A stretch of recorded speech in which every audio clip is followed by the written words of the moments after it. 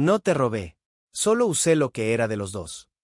Eso me dijo Rebeca cuando la pantalla del banco me mostró lo que había hecho. Deuda pendiente de $23,400. A mi nombre. En 4 tarjetas que yo nunca había solicitado. Llamé al banco. Pedí el departamento de fraudes. Dije, reporten el fraude. Esa noche separé las cuentas, congelé el crédito y le quité acceso a todo lo que era estrictamente mío. Y cuando salió de la habitación a preguntarme qué estaba haciendo, la miré desde el escritorio y le respondí lo mismo que ella me había repetido durante 4 años. No es para tanto, Rebeca. Eso apenas era el comienzo. Me llamo Andrés. Tengo 41 años y soy ingeniero de sistemas en una empresa de logística.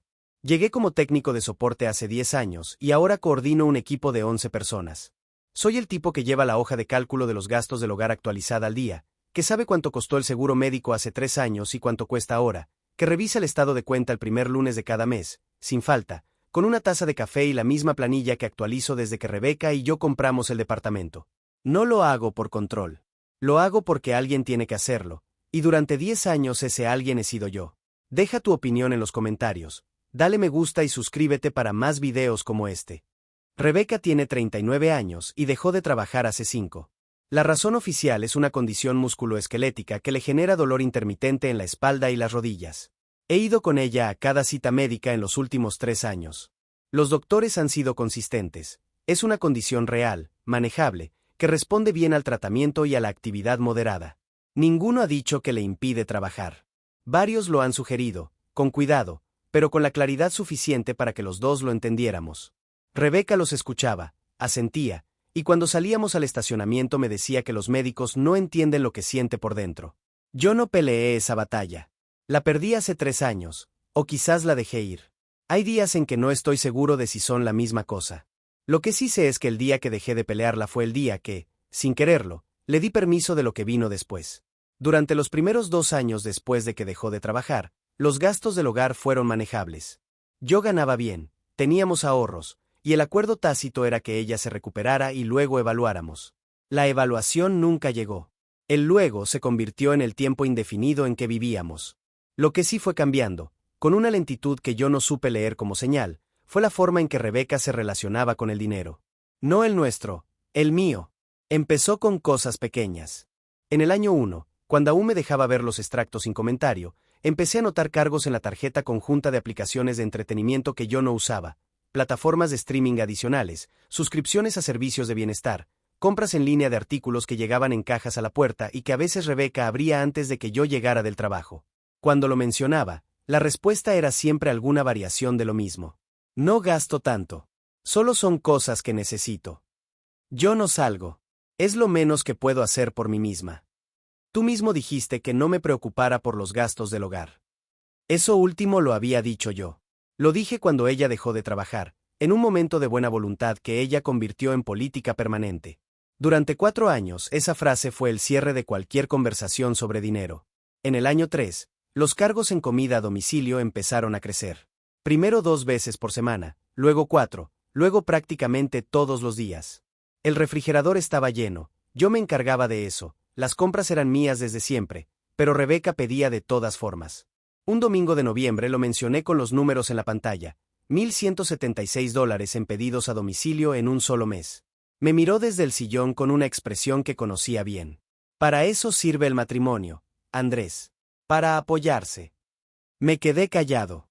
Anoté el gasto en la hoja de cálculo y seguí con mi semana. Eso fue mi error más constante durante 4 años. Anotar las señales en lugar de leerlas. El primer indicio real llegó en febrero, 8 meses antes de la llamada al banco. Estaba buscando una confirmación de vuelo en el correo electrónico y encontré, casi enterrada entre publicidad y notificaciones de descuentos, una alerta automática de un banco con el que yo nunca había tenido cuenta. El asunto decía, tu extracto del mes de enero está listo. El nombre del titular en el correo era el mío. Me detuve. Lo abrí. El formato era el de un estado de cuenta real. Mi nombre, mi número de identificación, una dirección que reconocí como la nuestra. Un saldo de $4,200. Lo primero que pensé fue que era phishing. Lo segundo, que había algún error administrativo. Lo tercero, y aquí es donde tengo que ser honesto conmigo mismo, fue que no quería que fuera ninguna de las dos cosas. Porque si era real, significaba algo que todavía no estaba listo para procesar. Arrastré el correo a la carpeta de no deseados. Seguí con mi día. No lo mencioné. Eso fue lo más caro que hice en esos meses. La carpeta de no deseados donde guardé lo que no quería entender. El segundo indicio llegó 6 semanas después, un martes en la tarde. Yo estaba en el estudio con la puerta entreabierta cuando sonó el teléfono fijo.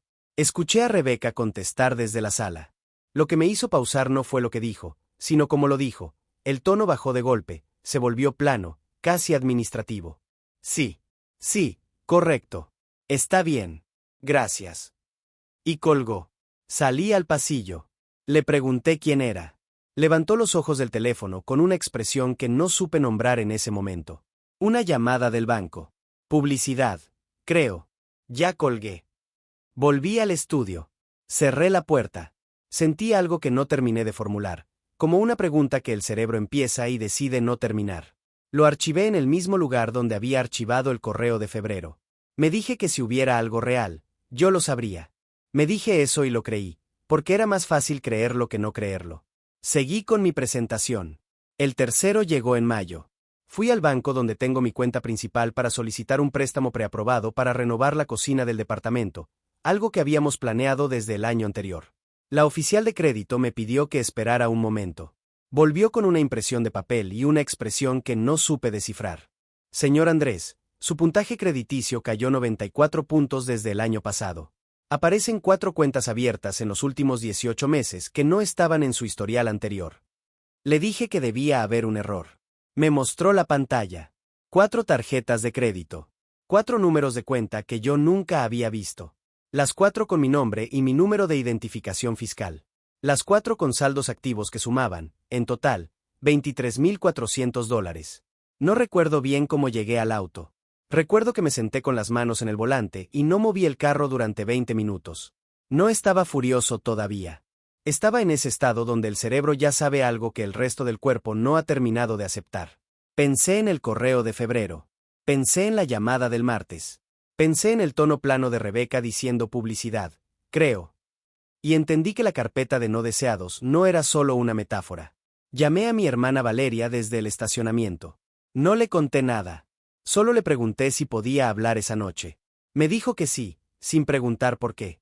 Eso es lo que hacen las personas que te conocen de verdad. Dejan espacio antes de preguntar. Llegué a casa antes de lo habitual. Rebeca estaba en el sillón esperando un pedido de comida.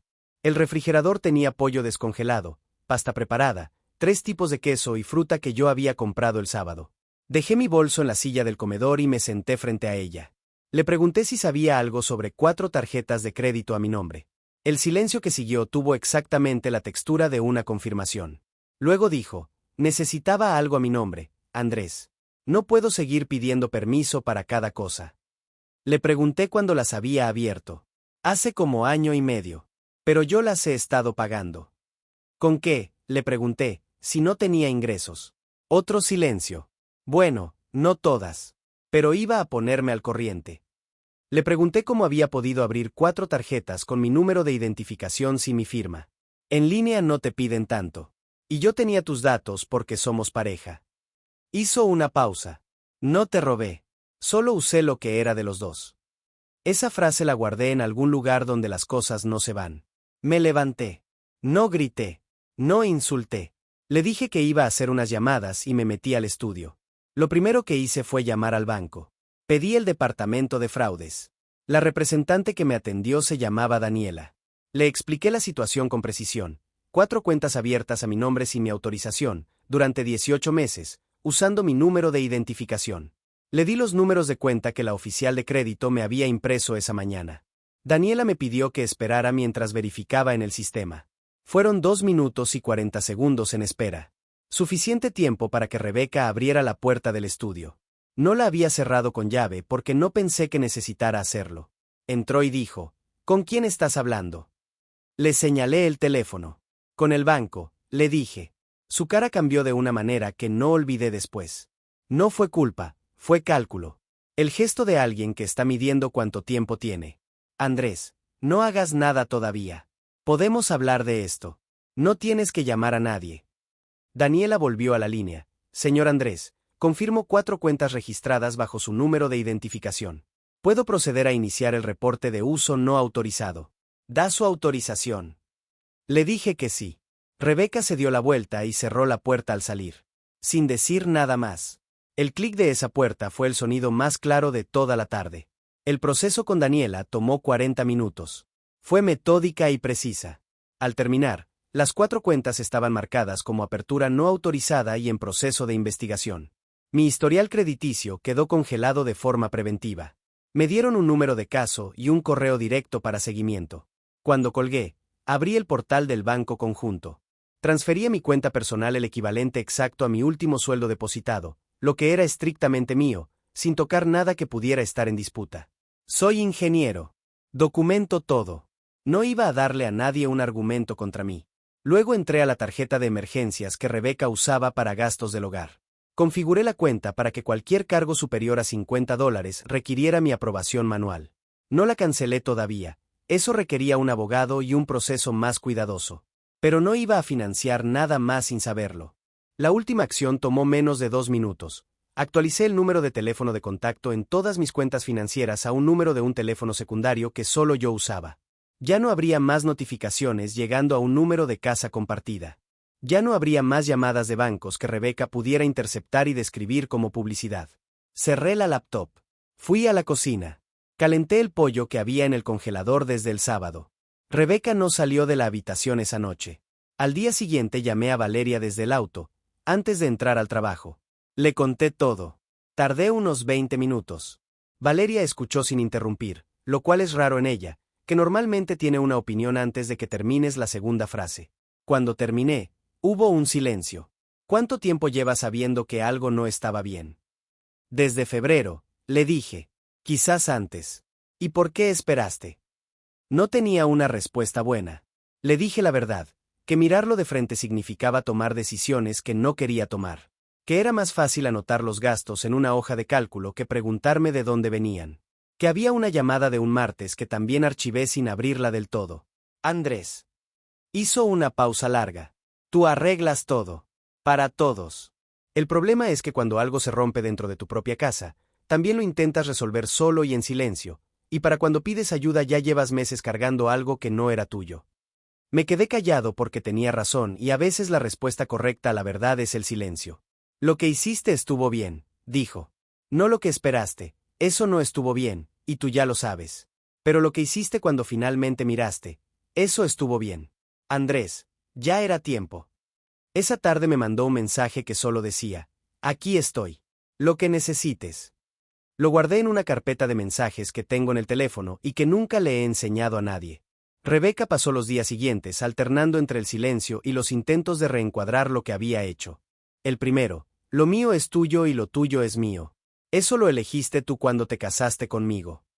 Le recordé que esa lógica funciona cuando los dos tienen algo que aportar a lo que es de los dos.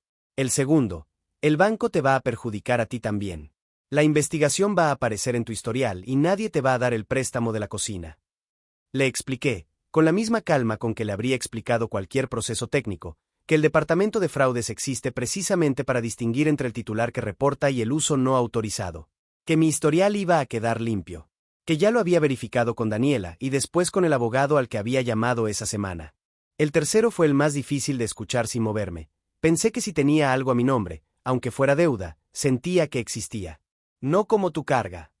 Lo dijo con voz baja y los ojos húmedos. Durante años eso habría sido suficiente para que yo diera marcha atrás. Lo escuché. Comprendí de dónde venía.